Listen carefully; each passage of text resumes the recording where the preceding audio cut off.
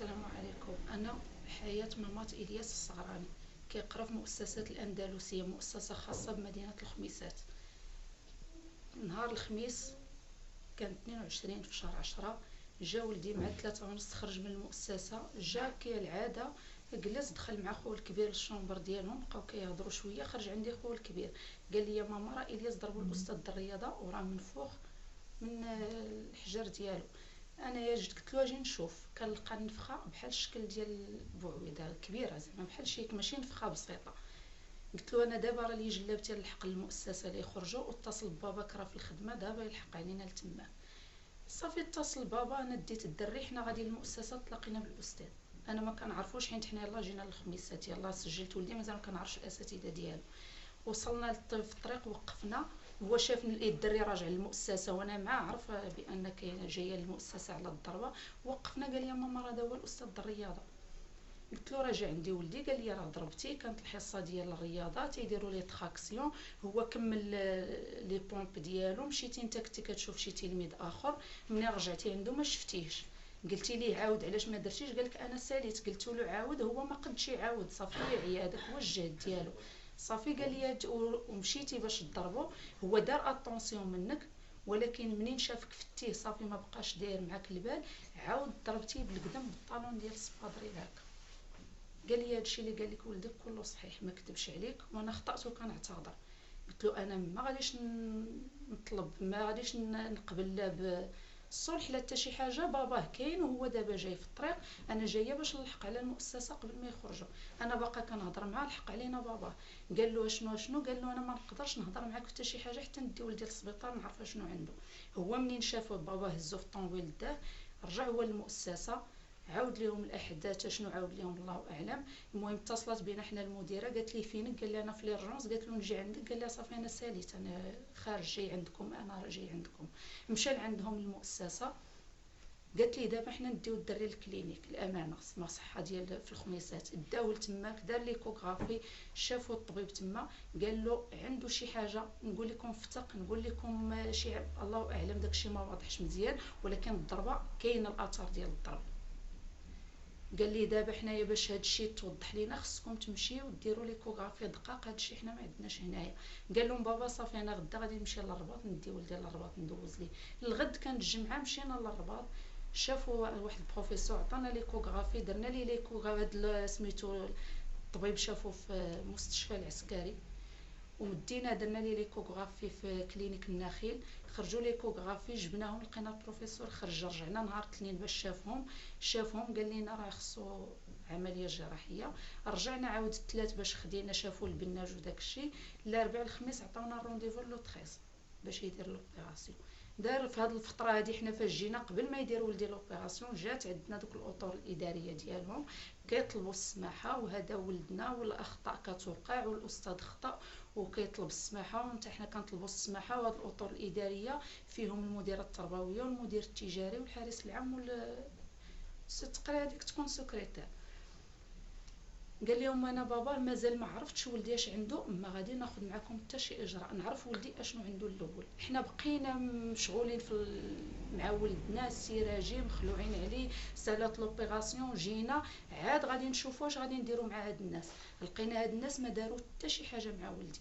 لقينا تسميتو حنا تنخلصوا لاسيرونس، ما تفتحش لولدي الدوسي ديال لاسيرونس، قدمنا شكايه للنيابه عاد باش تفتح الدوسي لولدي، حتى تقدمنا بشكايه للنيابه. سميتو الاستاذ بقى كيمارس في هذه المده كامله، الاستاذ كيمارس الخدمه ديالو بشكل عادي، ما خدات ضده الاداره حتى شي اجراء، مع انه خطا في ولدي بزاف. خطا فيه منين ضربو وفي وسط الحصه، ولدي قال له: انا تقصحت خليني نمشي للمرحاض. قال له: لا حتى تكمل التمارين الرياضيه ديالك. ومنين سال التمارين الرياضيه شاف الدري مضرور، داه للطواليط وطالع له على الضربه ديالو، ماشي من حقه، هو ماشي طبيب، وطالع له على الضربه ديالو وقال له: هاد الضربه ماشي شي حاجه صعيبه، يكفي انك تمشي للدار ودير لها الثلج وما تعلمش والديك، راه غير غتخلعهم. وما علمش المؤسسه بان الحدث وقع في المؤسسه، حتى راه عاودت لك الاحداث حتى تلاقينا في الطريق عاد رجع للمؤسسه. هاد الاستاذ شو شحال من خطا وقع، ما خدات ضده الاداره حتى شي اجراء، بقى كيمارس المهنه ديالو عادي، كيجي تيدير السبور ديالو كيمشي. صافي منين سالا ولدي العمليه، دازت سيمانه من ورا العمليه كانت فيها العطله، السيمانه الاخرى غيبها، مشى عاود رجع يقرا. كنمشيو كنتفاجئوا حنا بالاستاذ كيلعب عادي. انا ولدي ما تلاش بغى يمشي للمؤسسه، قال لك انا ما نلعبش عند داك الاستاذ. والاستاذ المؤسسه قلنا لها شي اجراء ضد الاستاذ، قالت انا ما نقدرش نجري على الاستاذ، دايره معاه كونطرا، وانا باش من حق ولدي انا يتحرم من هذه الحصه ديال الرياضه ولا التلاميذ يلعبوا وهو ما يلعبش. علاش؟ واش واش مع هاد الكونطرا هادي كتساوي ان الحاله النفسيه ديال هاد التلميذ؟ بالنسبه لكم نتوما واش ما حاولتوش تلجؤوا للجهات القضائيه المختصه في الموضوع؟ رجعنا لحال سميتو، مشينا ودعينا ودرنا شكايه للسيد وكيل الملك واستدعاو، ولكن كينكر. قال لهم هذا السد الولد انا ما ضربتوش، ما قصتوش، ما قلبت له ضربه. كينكر جميع، قال لي حتى لي تراكسيون انا، قال لي هذا النوع ديال التمارين الرياضيه ما كنقومش بهم. استدلينا بالشاهد واحد التلميذ كيقرا معاه، جا الولد نفس الاقوال اللي قال ولدي قالهم الولد حيت كان واقف حداه. قال له شنو قال نفس الاقوال. ومنين عيطوا عليه باش يواجهوه بالاقوال ديال الشاهد كيطعن في الاقوال ديال الشاهد. قال لهم بان السبب ديال الطعن ديالو هو ان هذاك الشاهد باه دراكي وولدي باه دراكي، كاينه صداقه تماك، داك الشهاده تيطعن فيها. استعنا بالشهاده ديال الاطر الاداريه اللي جاو معاه لعندي لهنا للدار كيطلبوا سميتو الصلح. منين استعنا بهم مشاو كيقولوا بانهم جاو لعند الدار لعند ولدي غير باش يطمئنوا على الحاله الصحيه ديالو. ما كانش في هذيك الزياره لا تسامح لا حتى شي حاجه، وما كان حتى توسل من طرف الاستاذ. وشنو القرار اللي خدات الجهات القضائيه؟ عطاتنا التاجيل ديال الجلسه لنهار 17 في باش الشهر. تبعته هو؟ ما تابعته بحتى شي حاجه، راه هو صراح مؤقت دابا. خرج بصراحه موقعات. صراح مؤقت، والجلسه نهار 17 في الشهر.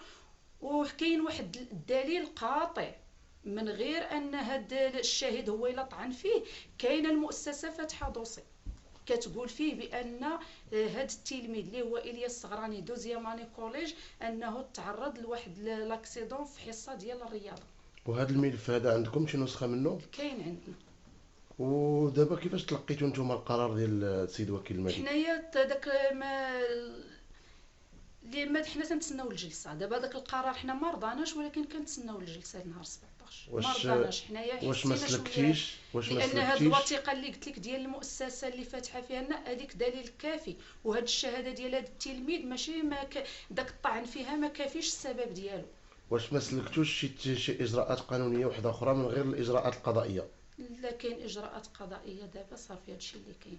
وهاد السيد راه باقي الان كيمشي للمؤسسه كيقوم بالمهنه ديالو عادي. وحنا اكتشفنا بان هذاك السيد ماشي استاذ تربوي، شنو كان النداء متقاعد ديالك؟ عسكري.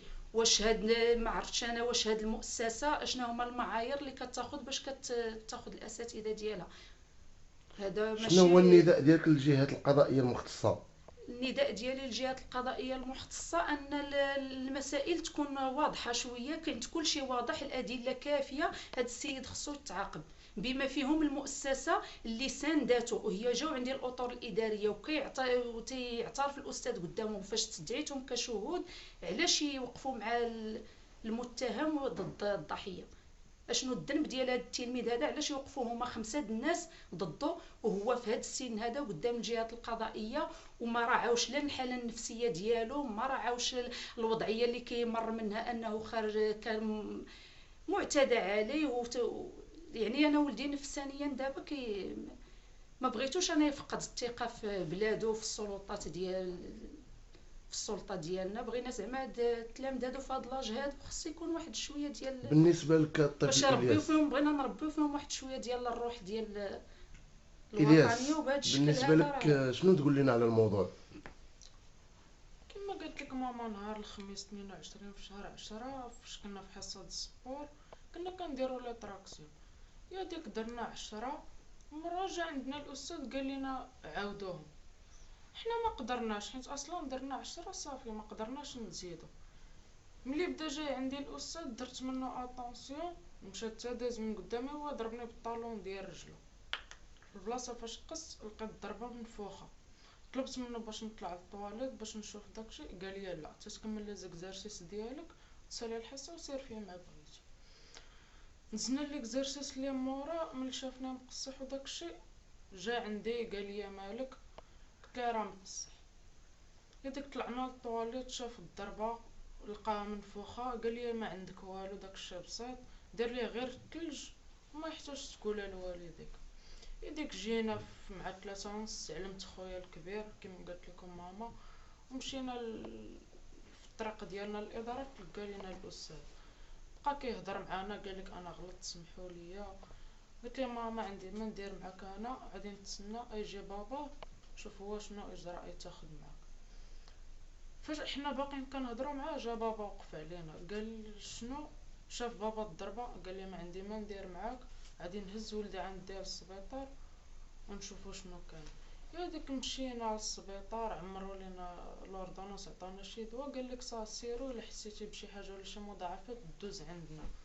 حنا مع الضربه كانت منفوخه وداكشي، فاش كنا راجعين عيطت لنا المديره قالت لك نمشيو للكلينيك.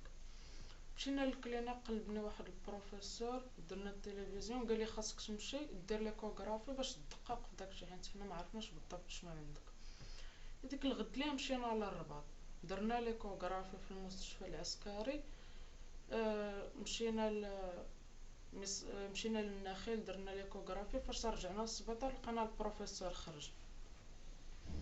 يا ديك نهار الثلاث رجعنا عنده قرا ليكوغرافي، قال لنا بلي خاصنا نديرو عمليه اورجون.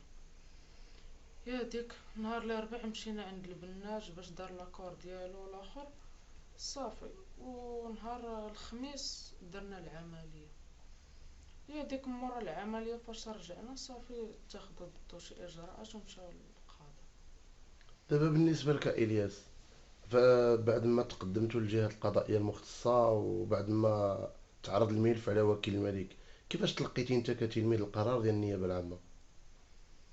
انا ما قنعنيش داك القرار اللي اتخذ ضد الاستاذ، حيت هو تعدى عليا. كما قلت لكم ماما، هو باقي كيمشي للمدرسه كيزاول المهنه ديالو بحال ما كاين والو، المدرسه ما متاخده ضده حتى شي اجراء. انا ما بغيتش نبقى نشوفه في ديك المدرسه، حيت ما بقيتش كنقدر ندخل لديك المدرسه. شنو الموقف ديالك إلياس من الأطر ديال المؤسسة اللي انت كتدرس فيها؟ انا تصدمت فيها. شكون هي في نظرك الجهات اللي كتسطر على الأستاذ داخل المؤسسة التعليمية اللي انت كتدرس فيها؟ أه كاين المديره والمدير والحارس العام والكاتبه. هذاك قلناك ملي تستدعاو باش يشهدوا حتى هما قالك ما كاين والو، جاو من جهه الاستاذ. شنو النداء ديالك إلياس دابا للجهات القضائية والجهات المسؤولة؟ انا كنطلب من العداله باش تاخذ ليا الحق ديالي من هذا الاستاذ، حيت هو تعدى عليا.